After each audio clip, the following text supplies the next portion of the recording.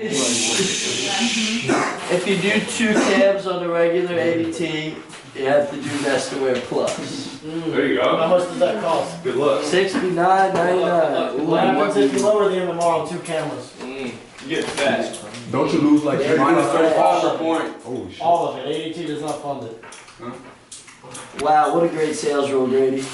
What does NestAware Plus actually do? What is it actually? 24/7 24/7. That's good.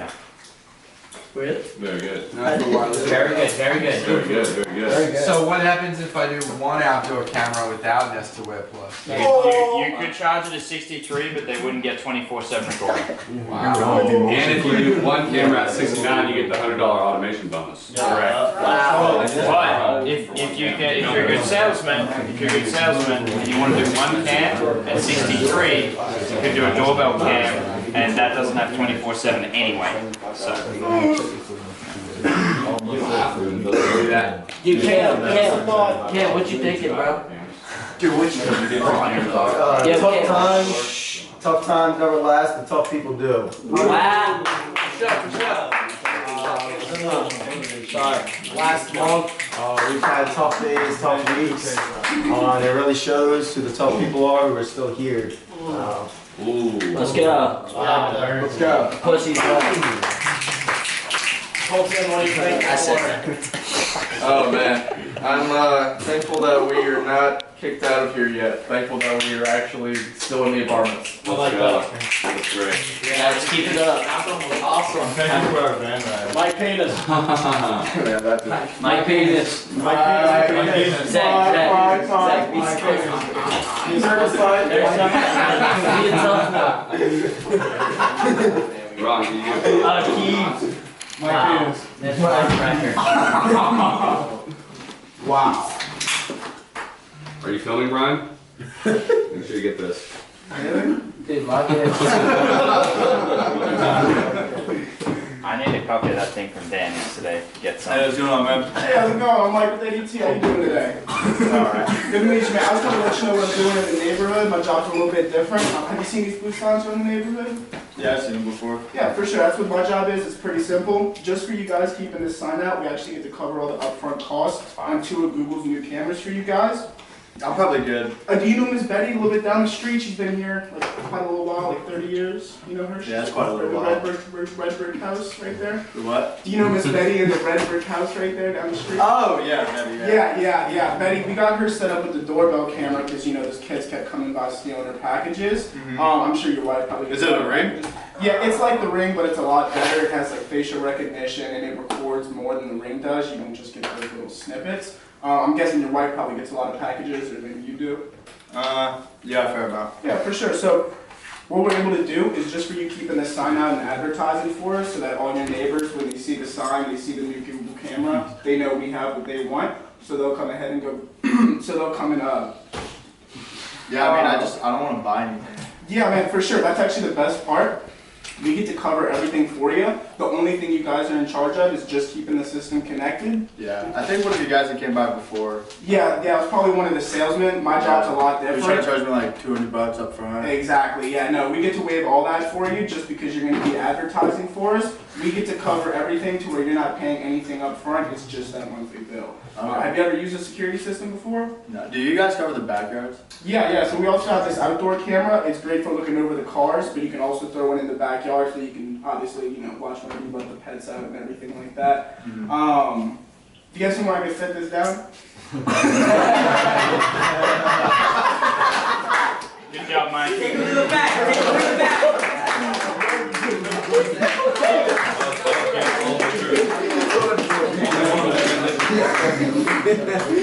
Hey, how are you? Hey, how are you? You're not messing this over. Alright, Ron.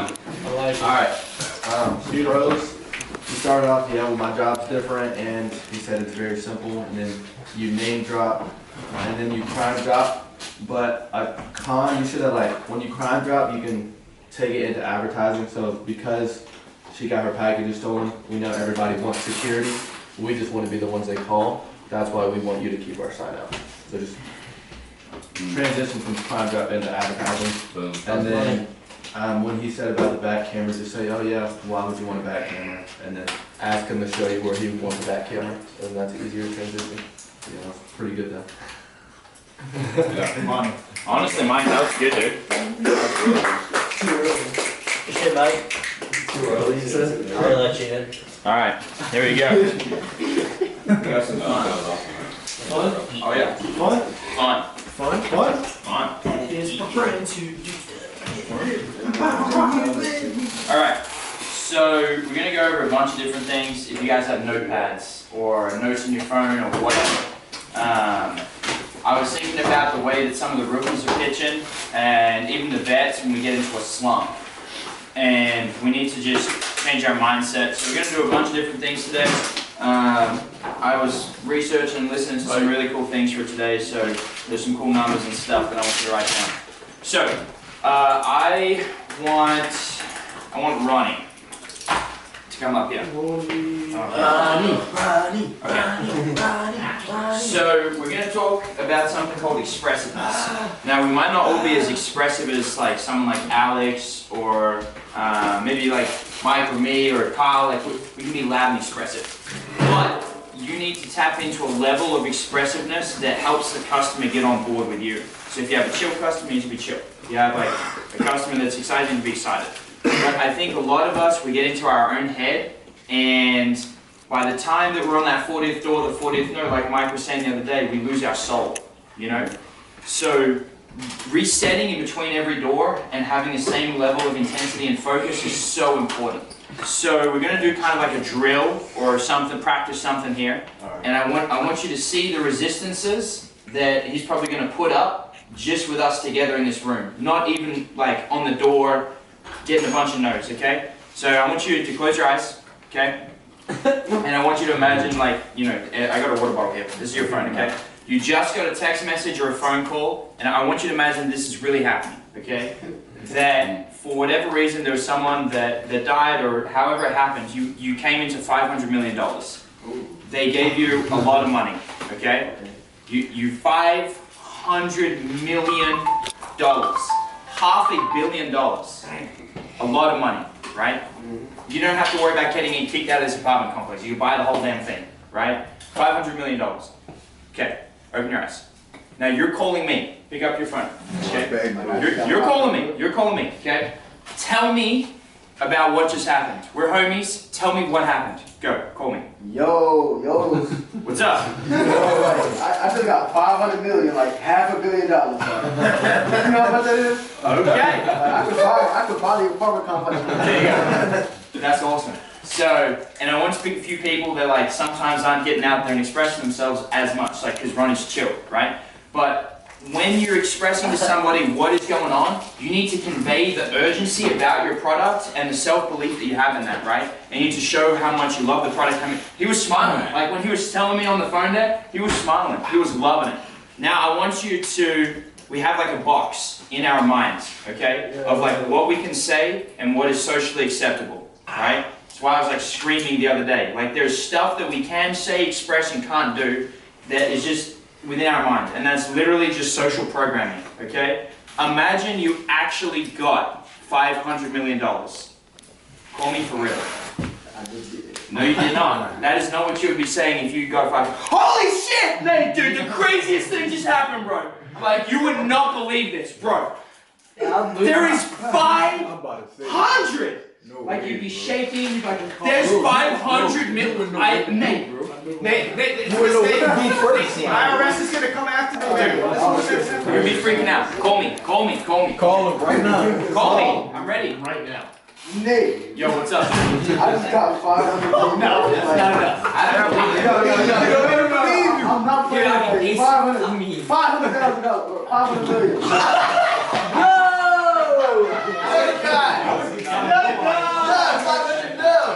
So, I'm believing him a little bit more now. At the moment, I'm just thinking he's pulling my chain, okay? He's like, yeah, I got $500 million. Like, I don't believe you. I don't believe, okay? Call me again. Go, call me. Nate, What's up? I got $500 million. I'm not playing with you before you say I'm lying. $500 million. I don't even know what to. Oh, Oh my God. $500 million job. Okay, I believe. So I want you guys to think about, like, if you can express yourself without feeling like there's restraints on you. So I'll give you an example, right? Cooper, when he busted up his leg, was he expressing himself? Oh, yeah. Mary. With Yes. no restraints. Zero restraints. That was raw emotion. And you could tell, like, what he was saying, he meant it, 100%. When you're talking with a customer, if you genuinely feel something, rather than just spitting out informations and saying the line, they will believe you, and they will take you at your word. So, I mean, I'll be honest, I still don't believe you. I still don't believe you're excited. There's still restraints that you're giving me on that phone call, because they're laughing at you, right? So, it feels awkward. But think about on the door. There's people that are, like, in your mind laughing at you, stealing your soul. There's people that are telling you no. There's people that don't believe you. There's probably people back home. So there's all of these, like, people that are laughing at you, like, on the doors. Same thing, right? But if you could fully express yourself to a customer and help them understand where you're coming from and have that intensity, like, they believe where you're coming from, you will close way better. I guarantee you that. If you're just spitting information and you're hoping that it connects with them logically, you're just hoping for laydowns. But if you can connect and help them to believe your product, they will buy from you.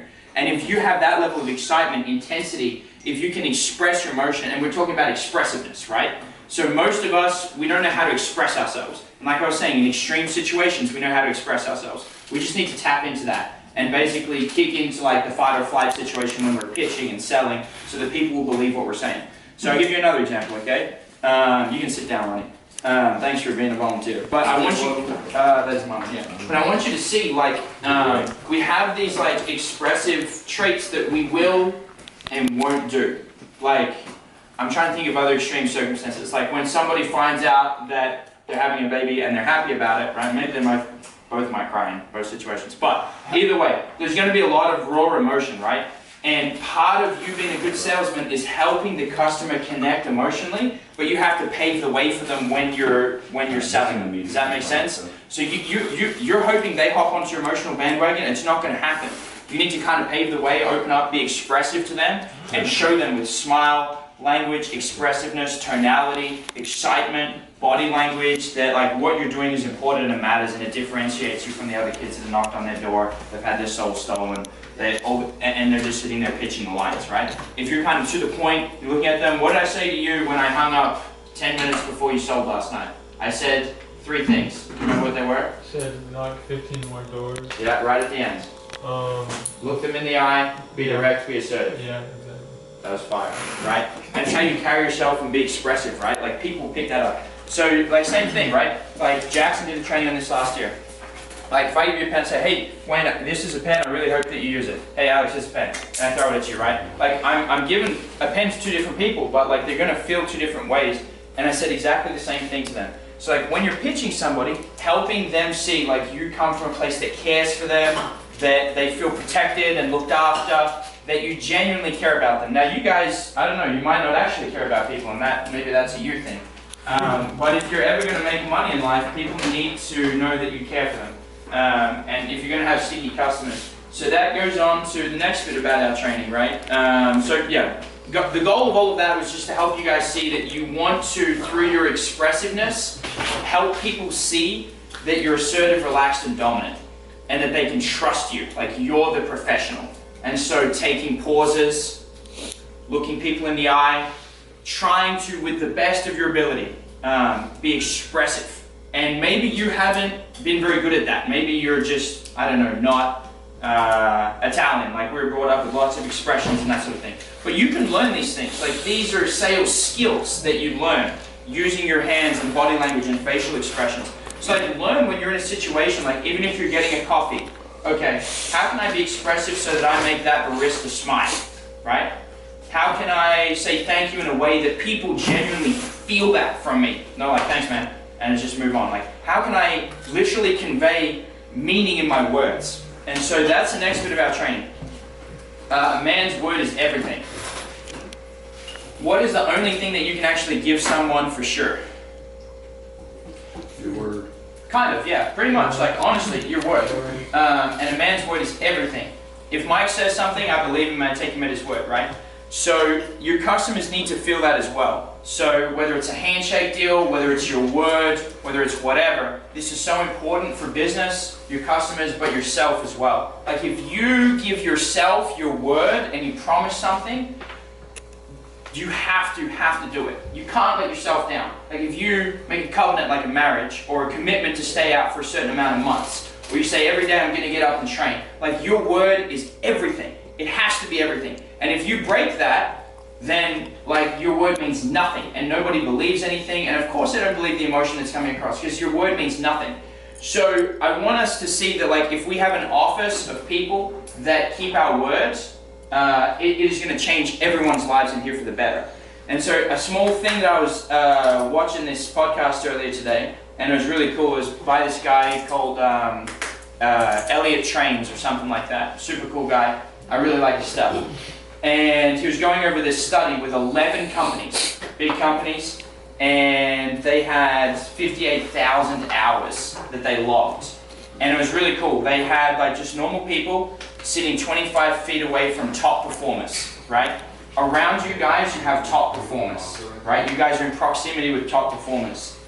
Their efficiency and work productivity just by being near them, not by being trained with them, not by anything, just being in close proximity and rubbing shoulders with them went up 15%. That's crazy. If you make 100 grand this year and you're surrounded by top performers, top office, that's 115 grand. 15% is a lot. How much do you think their productivity went down when they were surrounded by low performers, 25 feet away from low performers? 30%. Yeah, it was 30. It was double. So the reason I say that is like your apartments, surround yourself with top performers. Like if your apartment's been negative, leave. Go somewhere, go to your room. If there's people that are going to bring you down, change that. Talk to Dan, talk to Mike about it. Like if we surround ourselves with people that give their word, that are top performers, imagine if we all added at the end of the summer an extra 15% to our sales just by being in Kansas City. That's kind of what I want. I want it to be worthwhile for you guys being here. I can't even express to you how insane that is. Just by rubbing shoulders and being in the same van or being in the same area. Like that's just sitting in an office 25 feet away from people. We like share our lives. Like we go do games together and like live together and are in vans together and share our money. Like we do so much more than just sit in office desks. So I imagine if you're with low performers, it's probably going to hinder your sales maybe 40 to 60%. If you're with top performers, it's probably going to increase your sales somewhere between 30 to 40%, which is insane.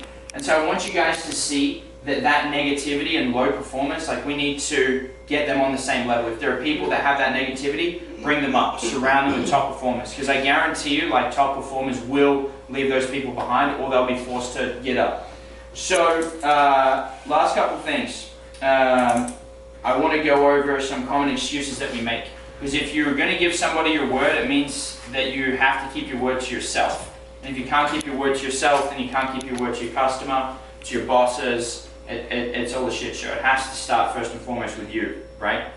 So another study that they were going over this podcast, they had 2,500 people, so 2,500, and they gave them a goal to stick with something for 21 days.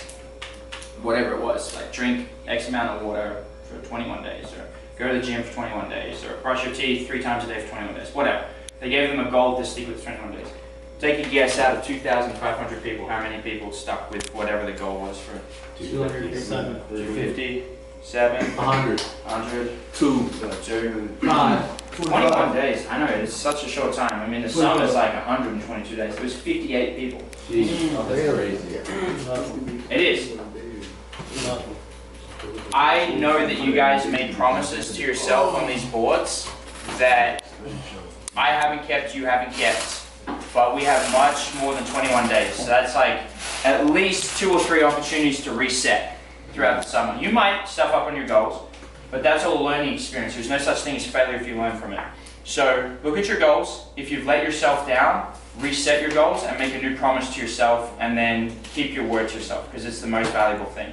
Don't be caught in a trap of procrastination and overwhelmed, like, oh, I can't achieve this goal, screw the whole thing. I'm just gonna give up. 72 days. 72 days Till left. September 1st. Mm-hmm. That's not business days, but 72 days.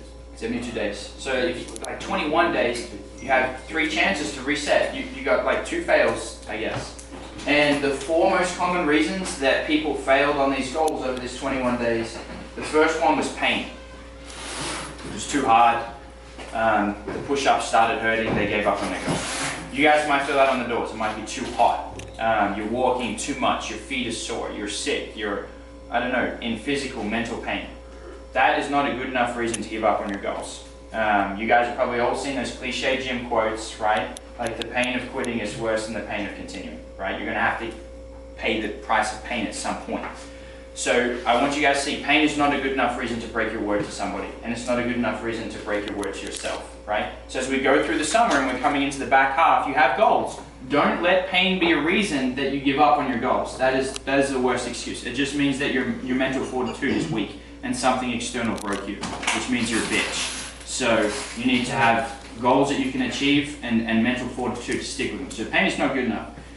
The other one that they had on there, which is just complete garbage, and I'd be furious if someone ever told me this, was I forgot. That's crazy.